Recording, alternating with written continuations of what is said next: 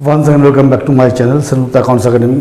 इसके पहले क्लास 11 का बच्चों को जो हम पढ़ाए थे, एक अकाउंटिंग के क्वेश्चन पढ़ाए थे, 2 क्वेश्चन बनाए थे और कुछ अकाउंटिंग प्रिंसिपल्स का पढ़ाए थे। तो आज अकाउंटिंग प्रिंसिपल का ये सेकेंड लेक्चर है। पहला लेक्चर में हम 7 तक जो प्रिंसिपल्स है, जैसे going concern concept, accrual concept, ठीक है, consistency concept, business entity concept, money measurement concept और आपको हिस्टोरिकल कॉस्ट कॉन्सेप्ट, ये सारा चीज़ पढ़ा दिए थे। 7 तक पढ़ाए थे।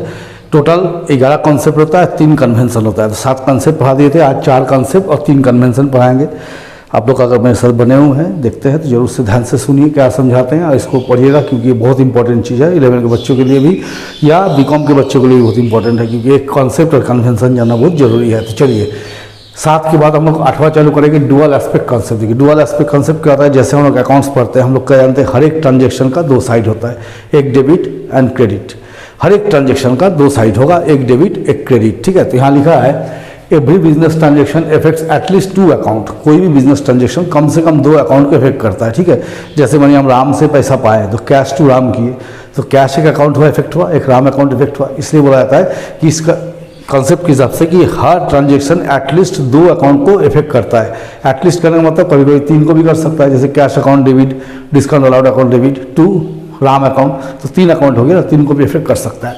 तो ठीक है, देखिए is one is debited then other account must be credited. जो कोई अकाउंट डेबिट करें तो दूसरा अकाउंट को क्रेडिट करना होगा। In the recording system based on the principle called as double entry system. ये जो जिस प्रिंसिपल में बना हुआ है इसको बोलते हैं डबल एंट्री सिस्टम, ठीक है। तो डुअल एस्पेक्ट कॉन्सेप्ट हम लोग क्या समझाए कि हर एक ट्रांजेक्शन का एटलीस्ट 2 अकाउंट पे इफेक्ट होगा, एक होगा डेबिट, एक होगा क्रेडिट। ये जो प्रिंसिपल इसको हम बोलते हैं डबल एंट्री सिस्टम। दूसरा बोलते हैं रेवेन्यू रिकॉग्निशन कॉन्सेप्ट। देखिए concept of revenue recognition determine the time और particular period on which the revenue is realised. क्या बोलता है रेवेन्यू कॉन्सेप्ट, क्या होता है कि उस पीरियड को हम लोग डिटरमाइन करते हैं जिस पीरियड में रेवेन्यू आपका रियलाइज हुआ, रेवेन्यू हम कमाए हैं, ठीक है। The revenue is deemed to be realised when the ownership of the goods are transfer to the purchaser. देखिए रेवेन्यू आपको तभी माना जाएगा जब अगला पार्टी को आप ओनरशिप ट्रांसफर कर दिया। जब तक किसी को ओनरशिप ट्रांसफर नहीं कीजिएगा तब तक वो पेमेंट नहीं करेगा।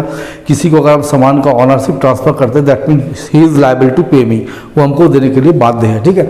तो रेवेन्यू रिकॉग्निशन में क्या बोल रहा है, दिस कॉन्सेप्ट बताता है कि रेवेन्यू रिकॉग्निशन का पीरियड क्या है। तो ये पीरियड कौन सा होता है, जब आप अपने गुड्स का ओनरशिप या एसेट्स का ओनरशिप किसी और को ट्रांसफर कर देते हैं, तब वो क्या होता है रेवेन्यू, उस समय का पीरियड का रेवेन्यू हम रिकॉग्नाइज कर पाते हैं। जब तक हम सामान बेचेंगे नहीं, देंगे नहीं, तो क्या होगा, रेवेन्यू जनरेट नहीं होगा। तो बोला रेवेन्यू उसी टाइम माना जाएगा जब आप अपना गुड्स का ओनरशिप ट्रांसफर कर देते हैं, ठीक है।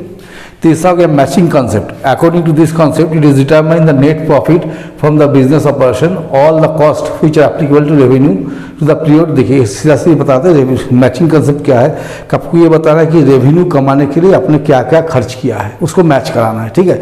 जैसे किसी चीज़ से आप इनकम किए हैं, रेवेन्यू जनरेट किए, तो उस रेवेन्यू जनरेट के साथ उसके साथ रिलेटेड खर्च क्या क्या है उसको मैच कराना है। वही लिख रहा है कि according to this concept determining the net profit from the business operation all cost of which are applicable revenue to the period should be charge against the revenue. अगर किसी व्यापार का प्रॉफिट देखना चाहते हैं, नेट प्रॉफिट, तो net profit निकालने क्या करना पड़ता है, जो आपको रेवेन्यू आया और जो आपको खर्च हुआ उसको माइनस करने के बाद जो बचेगा वो आपका क्या होगा, नेट प्रॉफिट होता है। तो जिस सोर्स से रेवेन्यू आया उस सोर्स को पाने के लिए आपने क्या क्या खर्च किया उस रेवेन्यू के अगेंस्ट पे, उसको मैच कराना हो गया मैचिंग कॉन्सेप्ट, ठीक है। इसमें आ जाएगा ऑब्जेक्टिविटी कॉन्सेप्ट। इसमें क्या बोलता है कि this concept required that accounting transaction should be recorded on objective manner free from the personal bias of the management and accountant. क्या बोल रहा है कि ये जो बताता है कि जब आप अकाउंट्स बनाते हैं इसमें किसी तरह का मैनेजमेंट के बीच या अकाउंटिंग के बीच कोई बायस नहीं चाहिए, कोई कॉन्फ्लिक्ट नहीं होना चाहिए, ये सिंपल वे से बनना चाहिए, ठीक है। और बोल रहा है it is possible only when the each transaction is supported by verified documents and vouchers। देखिए जब भी कोई अकाउंट्स बनाते हैं इसमें कोई मतभेद नहीं होना चाहिए, चाहे अकाउंटेंट के बीच चाहे मैनेजमेंट के बीच। हर एक ट्रांजेक्शन का अगेंस्ट पे सपोर्टिंग डॉक्यूमेंट्स होना चाहिए, वाउचर्स होना चाहिए, रिसिप्ट्स होना चाहिए। ये हो गया ऑब्जेक्टिविटी कॉन्सेप्ट। कहने का मतलब है कि जो भी ट्रांजेक्शन आप लेन देन लेखा कर रहे हैं उस लेखा के अगेंस्ट में आपको परफेक्ट डॉक्यूमेंट या परफेक्ट वाउचर्स आपको होना चाहिए जो उसको सपोर्ट कर सके। जब तक सपोर्टिंग डॉक्यूमेंट्स आप नहीं दीजिएगा ट्रांजेक्शन के अगेंस्ट पे तो वो ट्रांजेक्शन कोई वैल्यू नहीं रखता है। मन से आप कुछ भी लिख सकते हैं लेकिन अगर उसको लिखने का अगेंस्ट में आपके पास डॉक्यूमेंट नहीं है तो वो कोई काम का नहीं होता है। इसलिए इस पर ऑब्जेक्टिविटी कॉन्सेप्ट बताता है कि हर एक ट्रांजेक्शन का ऐसा एक सपोर्टिंग डॉक्यूमेंट्स होना चाहिए जिसके माध्यम से प्रमाण कर सके कि ये हुआ है, ठीक है। अब हम लोग अकाउंटिंग कन्वेंशन देखिए, अकाउंटिंग कन्वेंशन क्या है, इसे 3 कन्वेंशन होता है। एंड अकाउंटिंग कन्वेंशन में भी डिफाइंड एज कस्टम और generally accepted practice which is adopted either by general agreement और custom consent of among the accountant. देखिए अकाउंटेंट लोग के द्वारा अपनाया गया जनरल एग्रीमेंट के तहत एक रूल अपनाया जाता है, एक कस्टम अपनाया जाता है, इसको बोलते हैं अकाउंटिंग कन्वेंशन। ये कि जरूरी नहीं है, जैसे प्रिंसिपल बहुत जरूरी होता है, अकाउंटिंग प्रिंसिपल जो होता है इस पर जरूरी नहीं कि अपनाना ही पड़ेगा, लेकिन जनरली माना जाता है कि ये अपनाया जाता है। एक जनरल सिद्धांत है जो मोटा मोटी अकाउंटेंट लोगों को पर्सनल कॉन्सेंट पे अडॉप्ट किया जाता है, ठीक है। इसमें आता convention of full disclosure. Full disclosure का क्या मतलब होता है, अकाउंट्स के इस कन्वेंशन में बताया जाता है कि अकाउंटिंग इन्फॉर्मेशन को इस तरह दिखाई जिसमें कोई चीज़ हिडन ना हो, कोई चीज़ छुपा हुआ नहीं हो, वो पूरी हर चीज़ को डिस्क्लोज करना चाहिए। ऐसा नहीं कोई चीज़ छुपा के रखें, कोई चीज़ दबा लिए, ऐसा नहीं होना चाहिए, फुल डिस्क्लोज होना चाहिए। लिखा है this convention requires that all significant information relating to the economic affair of enterprise should be completely disclose.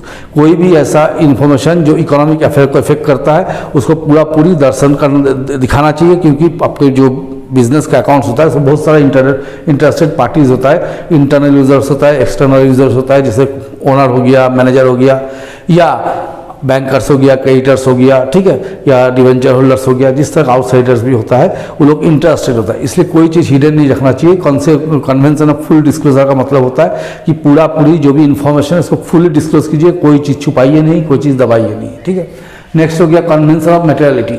देखिए ये ठीक इसका उल्टा है। ये क्या बताता है कि जो रिलेवेंट चीज़ है उसको दिखाइए, जो इरिलेवेंट चीज़ है उसको मत दिखाइए।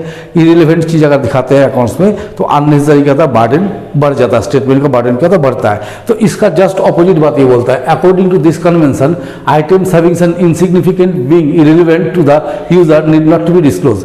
बोलो जो यूजर के लिए इरिलेवेंट है, जो यूजर का जरूरत नहीं है, उसको आपको दिखाने की कोई आवश्यकता नहीं है। ऐसा अगर आप करते हैं, दिखाते हैं, तो क्या होता है कि आपको ओवर बर्डन होता है, स्टेटमेंट में क्या होता है, ओवर बर्डन हो जाता है, अननेसेसरी लंबा चौड़ा हो जाता है, जो कि लाभदायक नहीं होता। ये फुल डिस्क्लोजर का ठीक अगेंस्ट बताता है, ठीक है। और कहता है कन्वेंशन ऑफ कंजर्वेटिज्म। देखिए ये क्या होता है, कन्वेंशन ऑफ कंजर्वेटिज्म या प्रूडेंस, ये बोलता है कि भविष्य के नेसेसरी जो लॉस या लाइबिलिटीज आपको होने वाला है, चाहे आप उसका अमाउंट जानते हो नहीं जानते हैं, उसको रिकॉर्ड कीजिए, उसका एक प्रोविजन कर लीजिए कि ऐसा हो सकता है, संभावना है, ऐसा नॉन लाइबिलिटीज को आप लिख सकते हैं, लेकिन ऐसा कोई लाभ को आप नहीं लिख सकते जो आज तक रियलाइज नहीं हुआ है। यही है प्रूडेंस या कंजर्वेटिज्म। ये बोलता है, फिर समझ लीजिए कि अकाउंट्स में अननोन लाइबिलिटी जिसका अमाउंट आप मोटामोटी समझ सकती है होने वाला है, या भविष्य में ऐसा लॉसेस होने वाला है, तो इसके अगेंस्ट पर आप प्रोविजन कर सकते हैं। लेकिन कोई इनकम जो आपको प्राप्त नहीं हुआ, रियलाइज नहीं हुआ, उसके अगेंस्ट पर आप लोग कोई तरह का प्रोविजन करके इनकम को नहीं दिखा सकते। तो चलिए आज हम आप लोगों को बता दिए, रेस्ट 7 जो बचा हुआ था, इसके साथ हम आई बटन में पहला का जरूर दे देंगे। आप लोग दोनों को मिला के पढ़िएगा, आप लोगों को बहुत फायदा होगा, क्योंकि जानना बहुत जरूरी है। जब अकाउंट्स के क्षेत्र में आए हैं, अकाउंट्स पढ़ने है, तो आप लोग के लिए जरूरी है कि आप लोग प्रिंसिपल को, कन्वेंशंस को जानिए। एक और पढ़ा है accounting for basic accounting terms, उसको भी पढ़िए, वो जानना जरूरी है। अकाउंटिंग टर्म्स को जाने बिना अकाउंट्स करने से क्या होता है, फिर आपको आगे दिक्कत ही सामना करना पड़ेगा। इसलिए हर प्रिंसिपल को जानिए, हर कन्वेंशन को जानिए, हर टर्म्स को जानिए। चलिए मेरे साथ बने रहिए, चैनल को शेयर सब्सक्राइब कीजिए, लाइक कीजिए।